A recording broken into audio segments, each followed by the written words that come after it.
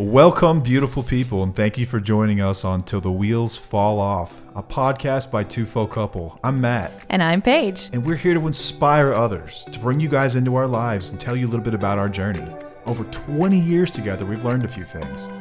We're going to work toward being the best version of yourself possible. We're going to dig into building a positive mindset, discuss mental health, addiction recovery, improving fitness, building businesses, and insight into what it takes to navigate life today.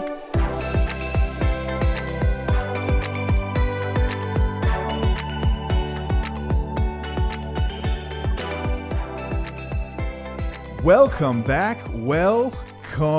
I'm awake now. To another episode of Till the Wheels Fall Off. I'm Matt. I'm Paige. And I'm trying to wake you up because we are tired, y'all. Yes. We have just experienced May-cember. This is releasing on the last day of May, the 31st, and good riddance May. You will not be missed. This month has been just freaking crazy for us. Yeah. Just non-stop with the activities. School's coming to an end. And it was like there was a kids party every other day, it felt like. And then they graduate kids at every grade level, it feels like. No, they don't. Oh, you're going to third to fourth grade. Let's have a celebration. Didn't do that. Okay, it wasn't that bad, but it felt that way. Fifth to sixth grade, there definitely was a thing. And yeah. And then the end of year parties. And then baseball. And then dance recitals. And everything in between. So let's just say that this recording, we're very disciplined today. We are practicing discipline because, neither one of us felt like talking. I'll tell you that right now. We were just staring at each other at the dinner table with like these cold eyes, like, I don't want to, man. Yeah. But we agreed to do this, and we're here. Yes. And I think we've got an awesome message to provide as well. I hope so. You, the listener, will appreciate that we practiced our discipline muscles today. We exercised. Ooh, okay. What? Both our brain muscles and our bodies, because we worked out too. We did work out today, which I didn't even know if I'd get around to. I know. I was up until 2 a.m. last night watching the new Avatar movie. Yeah, it out woke of nowhere. me up. I heard some screaming, and I'm like, it scared the crap out of me. Probably some crazy sea monster. It was one of the Avatar things. I didn't even know you were watching it. I crashed. So. I was in the mood for sci-fi last night, and I was like, you know what? That's weird. I know, it was random. It's very I'm not a huge sci-fi guy, but I'm like, I'm in the mood for something weird. Yeah. I turned it on, and it turned it on way too late. It's a long movie, but it's good. It was like 3 hours long. And so it's like, I'm going to have to finish it. I'm captivated now. I'm invested. I'm going to have to stay up. I don't know how you stay up and watch movies all the way through. I don't watch movies all the way through. It takes me like 3 days to watch a movie. I don't know. I just like to get it done. How are we married? I don't know. Yeah, they say in a marriage there are two types of people. There's one person that is going to bed at 10 p.m. and the other who's asking, okay, so what are we doing tonight? Oh, my God. And somehow these people get married. Mm-hmm. If you can relate, give us a shout out. I'm sure a lot of people do. Yep. All right, so today we are talking about living without rules. Ooh, that's so weird for me. This is a topic for Paige that has been, 30-something years in the making. Yeah? So our personalities are extremely different. I have always been someone that questioned the rules. I questioned rules from the time that I was first told what a rule was. Mm-hmm. Like you could ask my mother, and she would tell me when I was 3 years old, I was arguing about rules. Yeah. And the validity of the rules, and where did this rule come from, and is this really necessary, and does this apply to me? Mm-hmm. That was always me. And I married somebody who you could create a rule, didn't matter how arbitrary, and she would follow it because someone put enough thought in it to make it a rule. Yeah, I don't cross the street whenever. Holy crap, that's right. That's what I was going to go. I was like, ooh, ooh, ooh. When we travel, y'all, we go out of town to a big city, usually big cities where you have to respect the crosswalks. Uh-huh. But not even big cities. We could be in like downtown where we live, which is like a sleepy little town. If that crosswalk says don't walk, and there is not a car for miles on either side, she ain't moving, y'all. I've crossed more streets and then turned around to see her just giving me a nasty look from the other side of the street because I broke the rule. To be fair, you almost killed our family in London. I almost got hit one time. By doing that. One time. So I got a pretty good success rate. Sometimes the rules are important. I think that's the gist of the discussion today is that rules are important sometimes. It depends on the situation. They are man-made, right? They are man-made. And rules do serve a purpose in life. They keep us safe from harm. Most rules are designed to keep us safe from harm. I think of rules like, actually, A red light? I'm having trouble now. Yeah, red lights. Red lights keep us safe from harm. It keeps traffic Wow, organized. I'm actually and coming flowing. up with things tonight. What's up with that? I don't know. I thought I was going to have to carry us because if y'all can see her if you're watching us on YouTube or maybe an IG clip. Yeah. Y'all, she's gone. I am.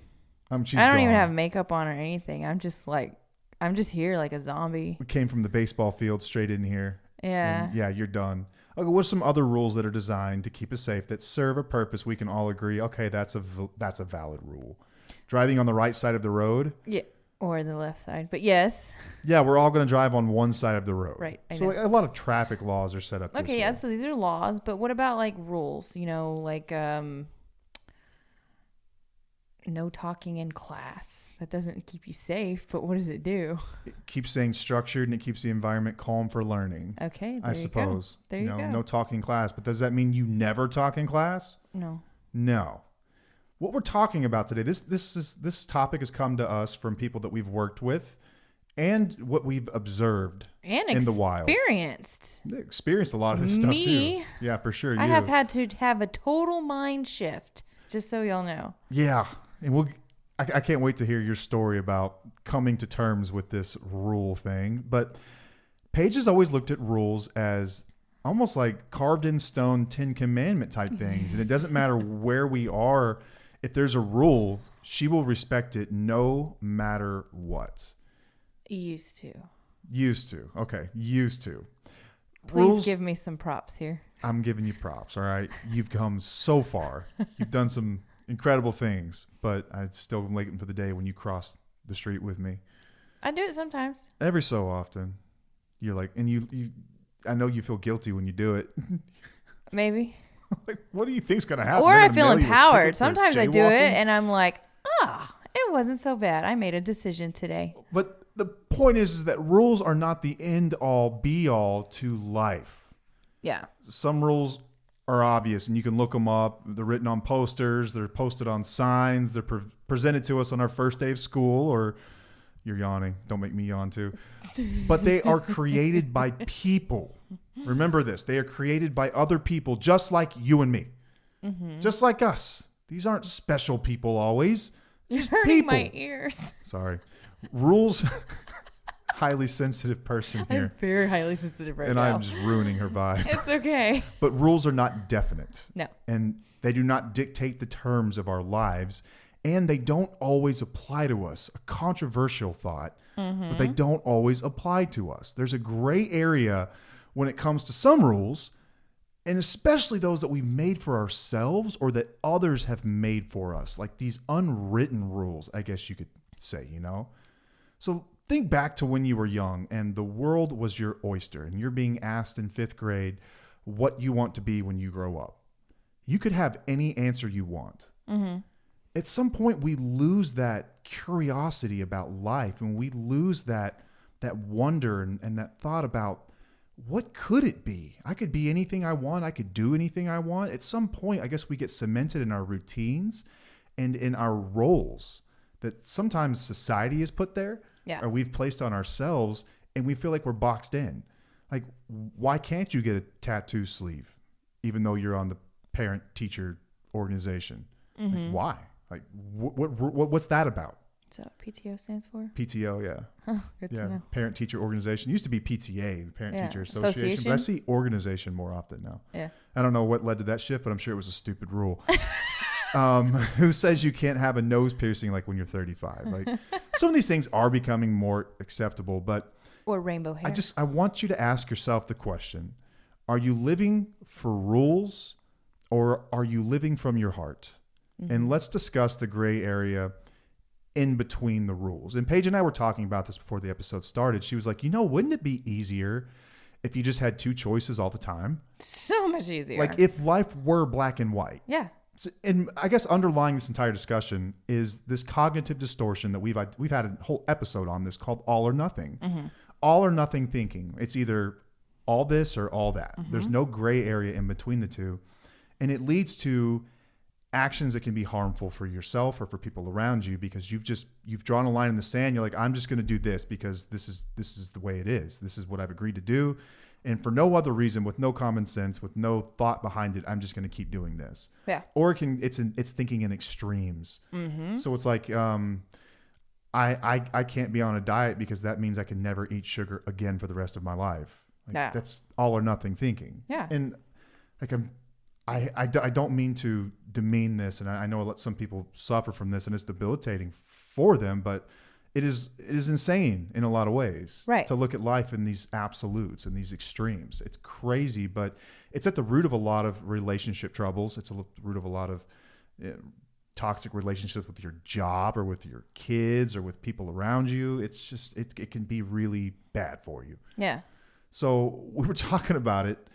She's like, it'd just be so much easier. Now, why do you think that is? And bring me back to the way that you used to think. Why is it simpler? Why is it simpler to look at it either one way or the other? It's just because I don't have any other options to look at. I'm just thinking that it's either going to be this way or that way, and that's simple. So in that, is that, correct me if I'm wrong, but are you okay with other people making decisions for you? Because it requires very little personal touch to your thoughts and your decisions when you only have two choices. Yeah. Which has always been my beef with politics in general. I don't want to get into politics. But but that's a thing. It's like if you go to only McDonald's, you have 30 options for a burger. Mm-hmm. And when I'm voting for people that are going to represent us, I get two choices. I mean, you could call it three, but does three really count? Yeah. You know? So is it just simpler for you, or is it you just don't want to think about it? I don't want to think about it. It makes me think of like when we went to Panera Bread and you ordered avocado toast. Oh, story time. So they didn't have avocado toast on the menu, but Matt wants avocado toast.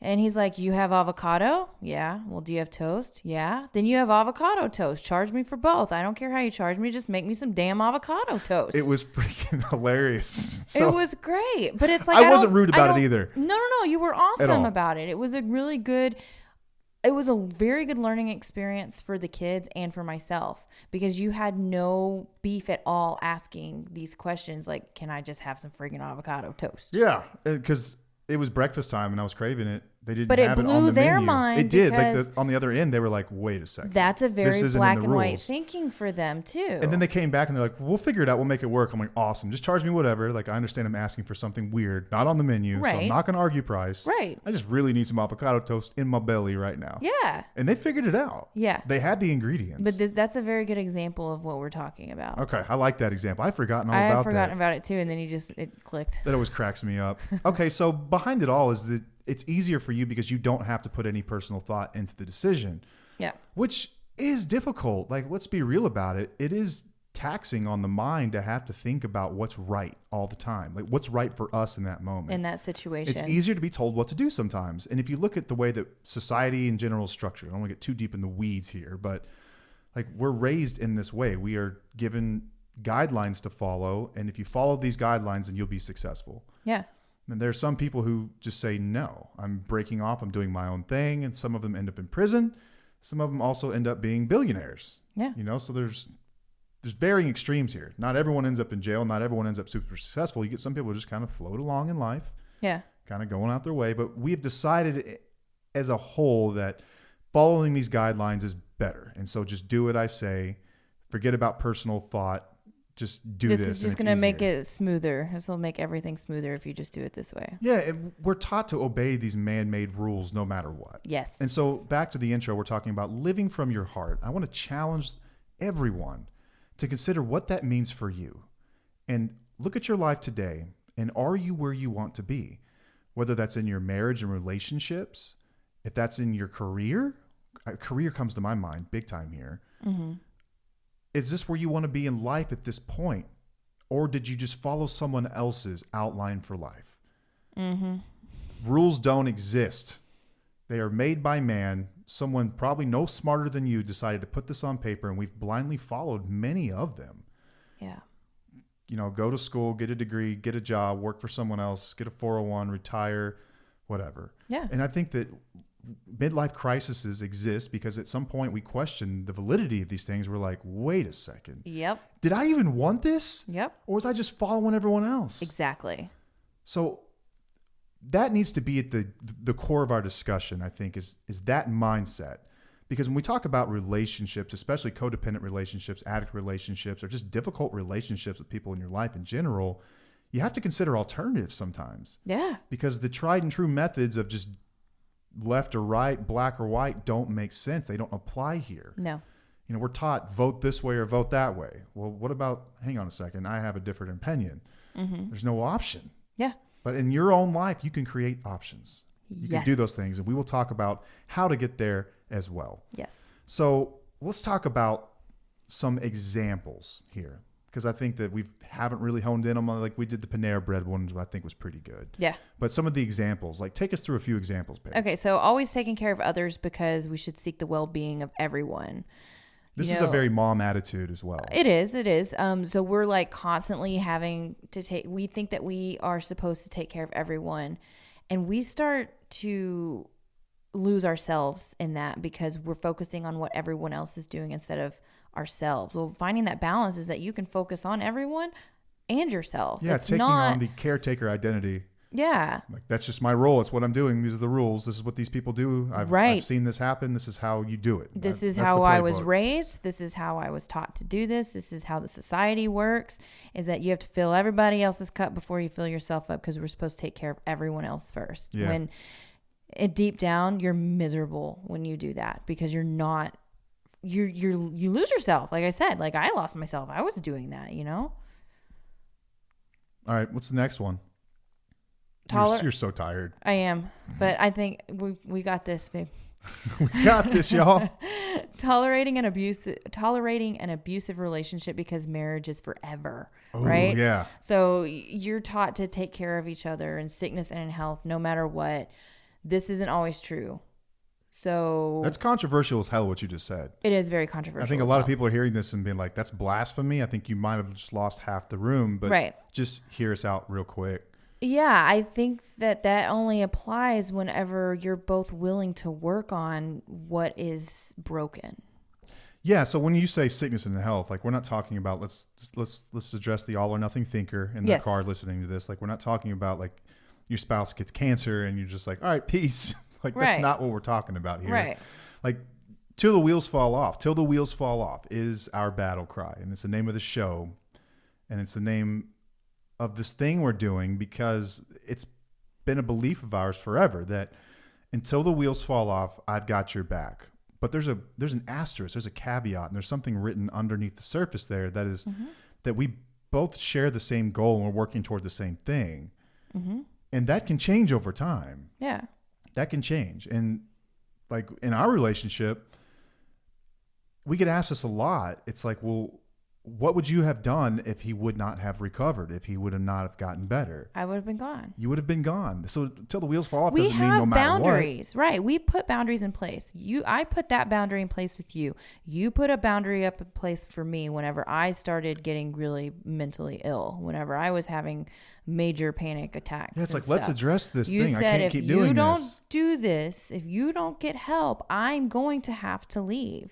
And that's okay because I wasn't working towards our marriage or making things. And it's not like there weren't a million discussions that led up to that moment either. No. And it wasn't like I was hands off. Like I was the one calling the therapist. I was the one like buying the books. I was the one like having those conversations till midnight. But I had to do the work. Yeah, like if I wouldn't have done the work, you would have been gone. You had to be on board with me. You can't be in a marriage that's one-sided. Yeah, so like we're not advocates necessarily of staying together no matter what, and we're not necessarily advocates of like just get divorced, it's easier. Right. Like, this is a gray area. It's a gray area. There are boundaries. Here we go again, every situation is different. It's not all or nothing. Yeah, here we are again with the gray areas. Yep. Like, it's true. Like till the wheels fall off, as long as we're both working toward the same thing, man. We're walking in the same direction. Yep.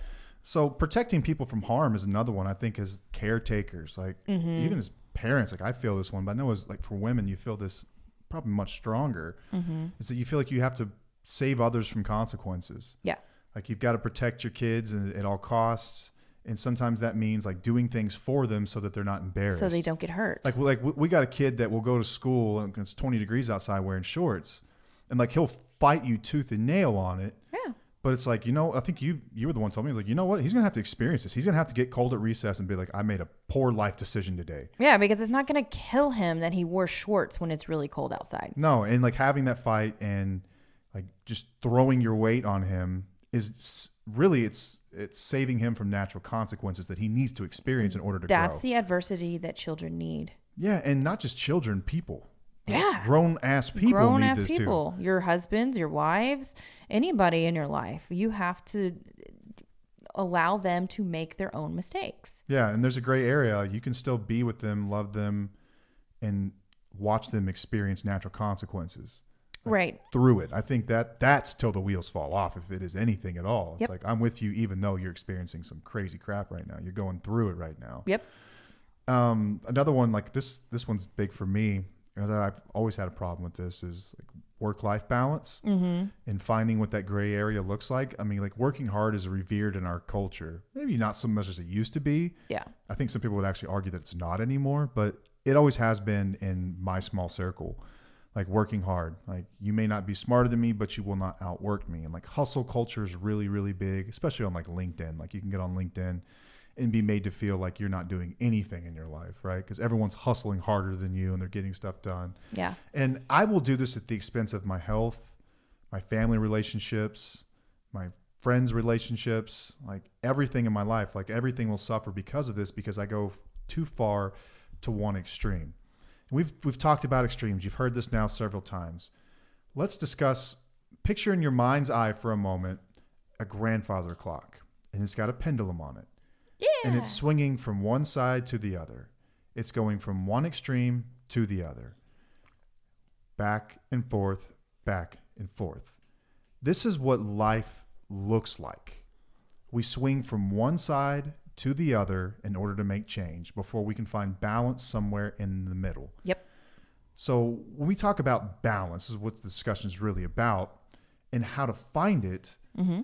How do you recommend, like someone's listening to this and they're identifying something in their life, like, okay, I've got to find balance when it comes to allowing people to walk all over me. Yep. Or I need to find balance at work. I need to find balance wherever. How do you recommend someone find it in the first place? Okay, well, let's say that you are a type of person who puts everybody first and not yourself.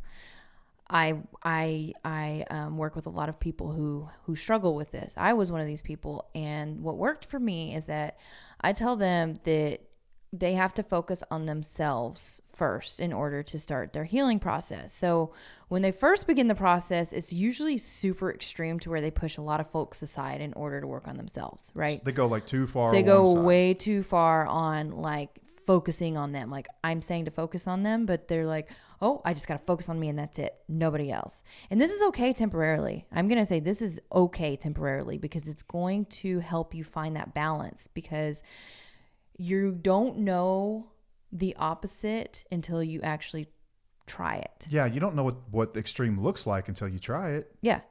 Yeah. So allow yourself to make that mistake is what you're saying. I'm telling you to make that mistake, to go what you've been doing totally different. You go and you do that. And then eventually you'll find that balance in between to where you can focus on others and focus on yourself. I love that. I think this comes to my mind like as an example of this. I've done this in my life many times when it comes to fitness. Mm-hmm. I'm like, all right, I've been really unfit. I've been really out of shape, overweight. And I'm like, all right, I'm going to lose weight, and I'll buy all the books and I'll do all the things and I'll go super hard and heavy. And I'll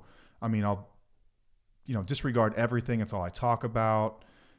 I want everyone to know what I'm up to. And I'm like, that becomes my personality for a period of time. Yep. But it's not sustainable, and yes, people will get burned out. Yep. And I've been burned out many times.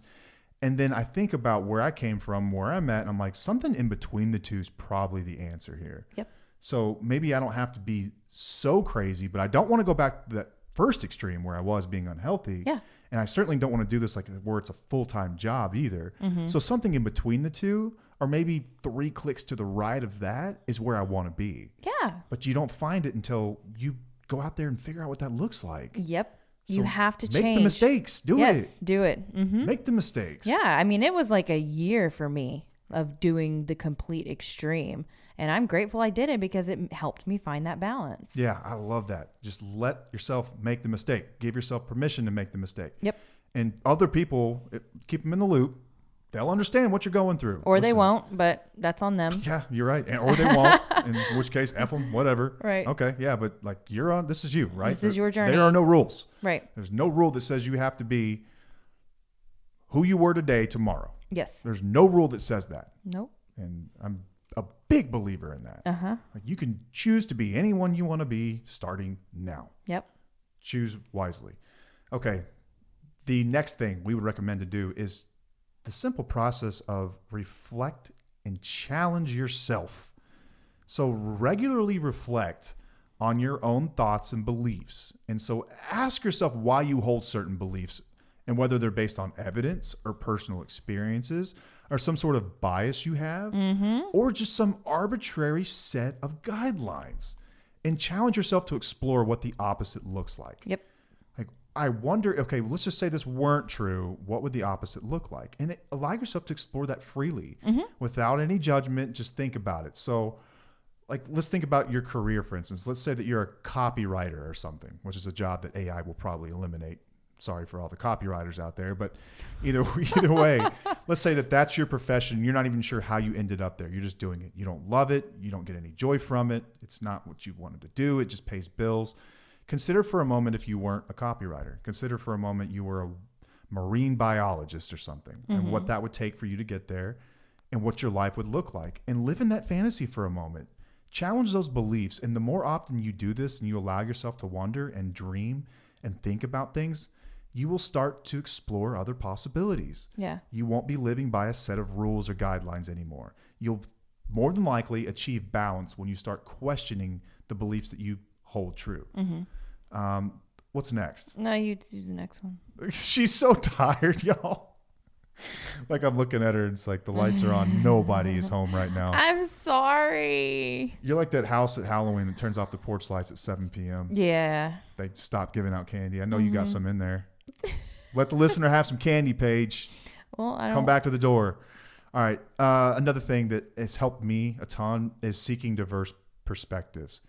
If your friend circle is rather homogenous, and what I mean by that is that you're all the same color, you all came from the same background, you all went to the same schools, and you work in the same jobs, and you're the same level of income. I'm like slurring now because my lips are dry. Sorry. Then more than likely, You're not drunk. Your guidelines will look very similar, right? So you'll be doing what your circle does. Like we've said before, like you're only as sick as your circle. You're only as healthy as your circle. Yep. So seeking diverse perspectives means broadening your circle just a little bit. Yeah. Doesn't mean you have to make it super wide. Let's not go all or nothing extreme, but add some flavor in it. Yeah. And consider what that looks like. Like, we've got friends from all walks of life. Yes. Like, all walks of life. And I need to hear diverse perspectives because I'm constantly questioning what I believe to be true. Absolutely. Always. That's beautiful. The last thing is, it's like a step one practice for me. Admitting. Yeah, let's admit that our current way of doing things has caused us some sort of harm. Like, if you're listening to this show, let's be honest. Like, maybe you just like hearing motivational stuff. But I think a lot of people don't show up till the show on a winning streak. No. You know, like right. you're looking for something. Something in your life is not going well. Right. Or maybe you just feel like it could be going better. And so you're exploring what that looks like. But admitting to yourself that your current way of doing things is causing some sort of harm, whether it's emotional harm, time management harm, anxiety, stress, fear, whatever, and accepting that this is no longer serving you, that's a big step. Yes. Just that right there is a big step. Just saying, man, I'm just going to admit I don't know what I don't know, and I'm going to start questioning. Yeah. I'm just going to start questioning and admitting that I don't know it all. Mark Twain's got this quote that I love. I'm a big Mark Twain quote guy, by the way, if you haven't noticed. Yeah, this quote's on our website. Is it? Oh, it's a good one. So it's not what you don't know that gets you into trouble. It's what you know for sure that just ain't so. He had this great way of delivering these like comedic lines that were very profound, and that's one of my favorites. And it's basically saying that the things that we just know for sure to be true are often the things that stall growth, get us into trouble, and block us off from the beauty of life. It's not the things you don't know, and that's what we think it is. It's like, I think that me not knowing about X, Y, and Z is going to prevent me from being great. It's actually the stuff that I think I know that just ain't so. Yeah. So in summary here, as we've kind of run you through this balance exercise, and identifying the cognitive distortion at the root of it all, which is this extreme all or nothing thinking. Balance is the goal. Like balance should always be the goal. But in order to achieve balance, in order to find what balance looks like, you have to fall first. Yep. Think of your child, or if you don't have a child, think of a child walking for the first time. Baby knows what it's like to crawl. Baby decides there's more than this out there. I see all you bipedal people walking around. So baby stands up, takes a few steps, baby crashes and falls. Baby, falls over, man. Okay, you got to find balance. You know what crawling looks like. You know how to push the limit to where you fall. So let's find out what balance looks like. Let's find what that healthy balance looks like. And balance in relationships will enhance your life. I think that when we talk to a lot of couples, it's one person is trying to pull all the weight. And they have just hyper focused on this person and decided that if this person would just live up to this image in my mind of what I know they could be, then things would be perfect. Things would just be perfect, I think that it's flawed thinking in a lot of ways, because your partner shouldn't be your life. They should just enhance your life. I think that we lose our sense of self sometimes in relationships. And I think to a degree, once again, gray area, some of that's a good thing. Right. Like I have turned over some things to you. Like you are there to back me up when things get dark. You are there to remind me of who I am when I lose like my sense of direction. And like when you call me on my shit often. It's like, dude, that is not you. I don't know where that came from, but that's not who you are. I'm like, oh shit, thank you for that. I have to turn some of that stuff over, but I still have a sense of self and who I am and what I want to do. Yeah. And you support that. You're my cheerleader. I'm your cheerleader. It doesn't mean though that if the team starts going, 0-15, that I ain't showing up for a game. Yeah. That's an option too. Right. It's an option. It's just not as simple as let's just choose a side and stick to it, right? All life requires thought. It requires reflection, and requires a lot of time spent in thinking about what's the best thing for me right now. So the next time that you're at a stoplight and your name is Paige and it's 2 a.m. and you're in a town with a population of 6, you look to your left, you look to your right, and there's no cars. It's okay to run the red light. Yeah. No one's going to give a shit. I've done that before. I'm proud of you. I did. I thought of you. You called me when you did. I was like, what would Matt do in this situation? I was like, you know what? I can go. It's all right. Red light or not. I don't care. No the rule's there to keep you safe, and they would write you a ticket for it, probably. I would take that ticket and say to myself, you know what? Some rules are made to be broken. Yeah. Oh, God. Let's end it on that. Yeah. Okay. If you haven't already, check out our new website, www.tufo.com. Hang on, Paige has got her hand up. I did want to bring up that a lot of things, the one thing that really helped me see this, besides you beating it down my throat forever about rules, is the Change Your Thoughts, Change Your Life by Dr. Wayne Dyer. It's a great book. The book, it's really awesome. Just so y'all know that it really helped me to see this in a different light. Yeah, it's an amazing book. If you're interested to look at a different way of and if you are interested in that book, and we do recommend it, you can find it on our website. Yes, it's on our website. Which is www.tufo.com. That's TWFO.com. There you can also scroll to the bottom of the page and find all of our social media pages, and we're on all the stuff. We're on YouTube. We're on Instagram. We are on TikTok. We're on Twitter, although it hasn't been updated in quite some time. We I are don't also like Twitter. on Facebook. That's and if you go to Facebook and you search Tufo Community, you will find a community that we are building. And it's an amazing place where you can go and talk about what you're working on. And it's been what you're struggling with. It's been a really cool thing. It's fun seeing the community take a life of its own outside of us, which I think was always the goal. It's not a place for us to go and just promote our stuff. No. We don't even do that really. Not unless it's something that we feel is extremely helpful to the group. Helpful at that moment. Right. But it's a place for people with a shared purpose to come and discuss and not feel alone. I think that's really what it was started for. Yep. It's serving its purpose. And I think it's an amazing thing. I'm looking forward to seeing that grow. Yep. We've mentioned it in the past several episodes, the Counseling for the Futures Foundation. You can find out more at counselingfutures.org. This is an organization that I am part of and proud to be part of. Paige is also part of it by proxy, I suppose, because we do everything together. Yep.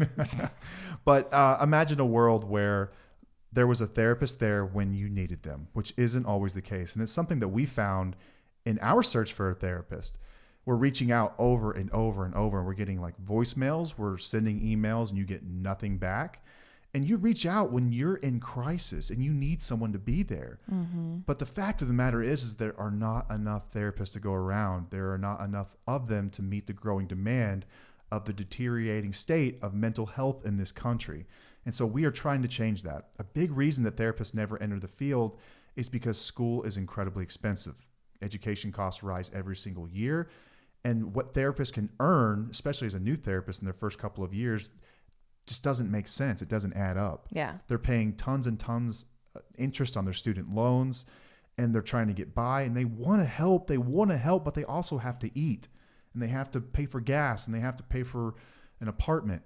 And most choose not to enter the field because of that huge chunk of student debt that just eats their budget. And so we are trying to end that discussion in their minds by sending therapists through their graduate program completely debt-free. We are raising money to put therapists through graduate level programs so they can graduate with not a cent of debt, which allows them to focus on their patients, their work, their continuing education, providing incredible care without the fear of going broke and having their student debt eat them alive. So check that out. I would love for you to check out the website. Small donation. You don't have to give anything at all, but we would really appreciate just letting people know about this thing, that it exists. Share it out on social media, put it out in the world. I'd really appreciate your help with it. I need your help with this. There was something else I was going to ask. Oh yeah. If you haven't already reviewed the show, please do that too. Every time I get a new review, I get so happy. We just got one recently and I didn't know who it was from, but it was so cool just getting the feedback. It was an awesome review. It was a glowing review. But if you hate the show and you want me to know about that, that's fair. Let me know. Yep. We can take it. Give me a 1 star. That's fine. Just give me some feedback. I really appreciate that. It also helps the show grow in that when people search the terms that kind of go along with our show, these things pop up. And it moves them up the search results so that someone in need of something like this can find it, which is crucial. Remember where you were when you stumbled across it, how helpful it was. Someone else can have that same feeling. You can make it easier for them by simply following and reviewing the show. Yeah. I think that's all we've got. Oh, I'm so proud of you. Why? You carried this one very well. Thank you. Guys, she's like half asleep. I got one eye closed. I've yawned about 5 times. The dog's in the corner staring at us like, why aren't we in bed already? It's late for reference. It's like 11 o'clock, I think, isn't it? I don't know. Yeah, it's like 11, so it's late. So we're going to get this thing out there to you. Thank you again for being here. Would not be able to do this without you guys. We love you all. And until next time, I am Matt. I'm Paige. And we'll see you. Bye.